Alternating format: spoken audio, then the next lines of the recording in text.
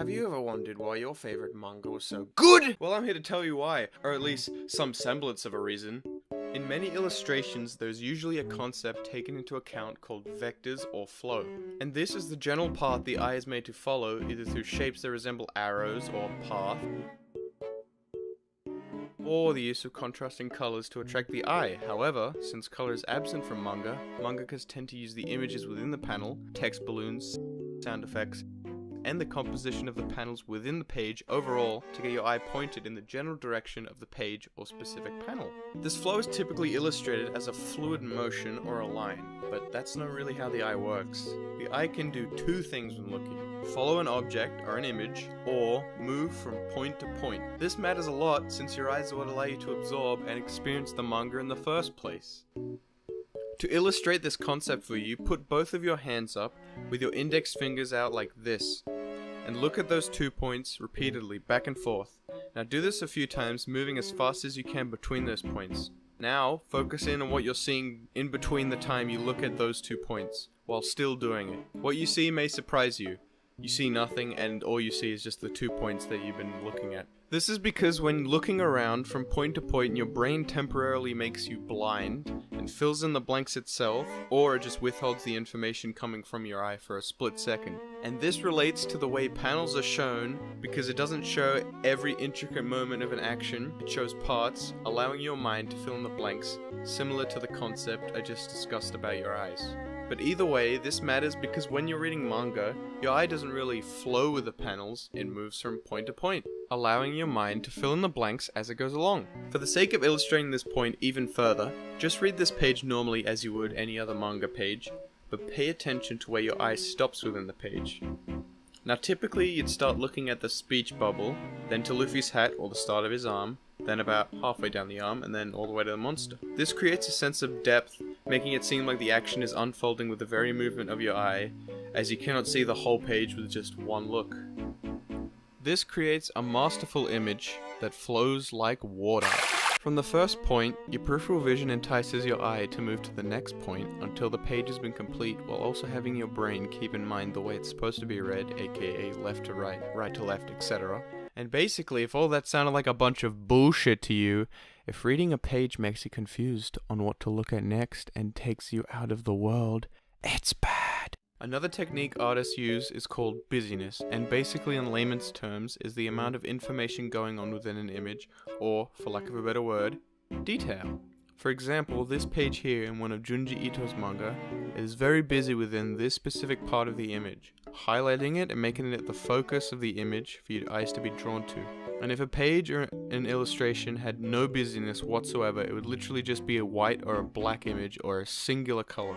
But here is an example of an illustration with very little busyness. It's a Full Metal Alchemist, if you didn't know. And as you can see, the only detail in this whole picture is Alphonse, Ed, and Rose.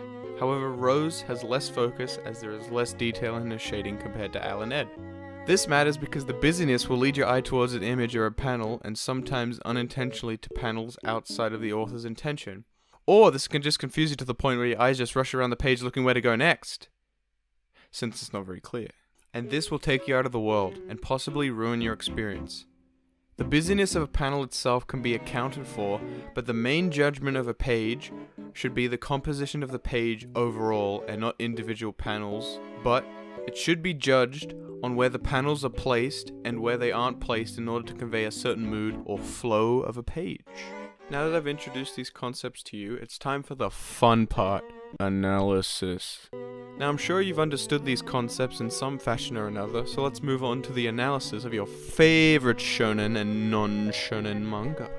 First of all, one of my favorite manga, My Hero Academia. This first page is a great example of how to use busyness within the panels to draw your eye around the page. And this can be seen with the shading here around Bakugo, and then to Deku's movements as the motion lines attract the eye. And then to Deku's face as it consists of mostly white and therefore contrasts with the motion lines in the last panel. However, it could be argued these movement lines are used too heavily, and you could miss the second panel altogether, but it doesn't detract from the page overall. The composition of these three panels up the top is perfect, especially as the question and exclamation marks accentuate the confusion and shock of all the characters. while not having to focus on it entirely as it's still within your peripheral vision when looking at the 3 panels. And here with the 4th panel, your eyes are led to the speech bubble, and then the movement lines show a perspective that leads your eye down to little Deku here, as well as the villain in the distance, and the rest is pretty simple, which most of the time is good. Here, skipping ahead a few pages, is a perfect example of vectors and busyness. All the lines are on the page point down to All Might, or point away, but either way, you'll go to the gap in the busyness here as a contrast with the rest of the image, leading your eye to the most important part of the page. And while looking at All Might's arm, it's a vector pointing towards Deku and Bakugo. And now a very special case, Bakumon. Now Bakumon has a very big flaw, especially in the later chapters. The major flaw is the text. It's so bloody long. Like sometimes multiple fucking paragraphs will be included in a single page, only to contain more the next page. And holy shit, it feels so jarring. It feels like you're reading a whole fucking book.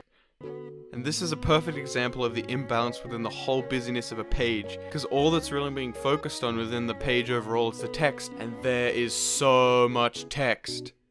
Side note, I think this just might be Viz's translation of it. The Japanese version might be different, I don't know. But for the sake of clarity of why this is extremely bad in manga or just comics, we'll stick to the English version. Okay, moving on. I honestly think with this much exposition and showing the whole thought process of the characters, it could have been done better as a light novel or something. Well, not sales-wise, but just within its own medium. But if you can get past that, then this manga is fucking amazing with its characters, story, overall artistic talent, and composition poured into it. It's definitely worth a read if you have the time. And now a manga that most people see as a masterpiece, Fullmetal Alchemist. And like the good things in life, I'll keep this section short and sweet. Most panels in Fullmetal Alchemist are pretty simplistic, most of them literally just being squares and rectangles, as well as the composition being simple too. But that's not a bad thing, in fact it's a very smooth reading experience due to this, which makes it very fun to read. Similar to Bakumon, you may see a lot of text in these pages, but the main differences are the amount isn't jarring, and it doesn't do this consistently enough for like 80% of the manga. The next page here is pretty busy, but it balances out with the next page being calmer and less busy in the page overall with the text, especially in these panels where the background is removed or just give it a grey tone. And now a very niche manga series that consists of adaptations of the Legend of Zelda games from Ocarina of Time onwards. And today I'll be talking about the Ocarina of Time manga specifically in this video. However, most of the issues I will talk about have permeated throughout Himekawa Akira's future works. However, in her recent works, the problems have mostly been phased out. Now this page here is a perfect example of a cluttered, unfiltered, busy as fuck image. Like what the actual fuck is going on here? Where do I go? My eyes usually just end up all over the page, and the only real indication of where to go is the reading orientation and the text here. Now this page here is pretty confusing as well, with the way its panels are laid out and where your eye is led. However, contrastingly to the rest of the manga in the next page, it's a very good example of where Akira Himekawa can really shine with her composition and placement of characters, allowing them to live outside of the panels themselves and conveying a sense of freedom, especially in this scene. And I honestly feel like the Legend of Zelda manga could have done better with simple panel layouts similar to Fullmetal Alchemist.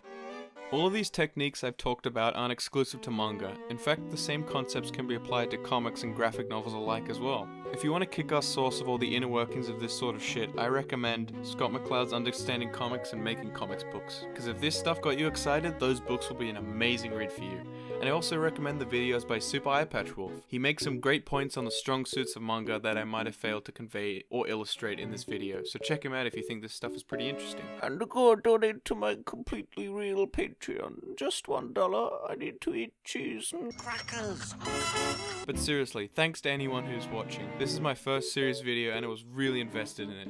And I know my writing isn't very refined as well as my own communication skills, which doesn't really help with this kind of video, but I'm trying anyway. I appreciate anyone who watched this. Peace out.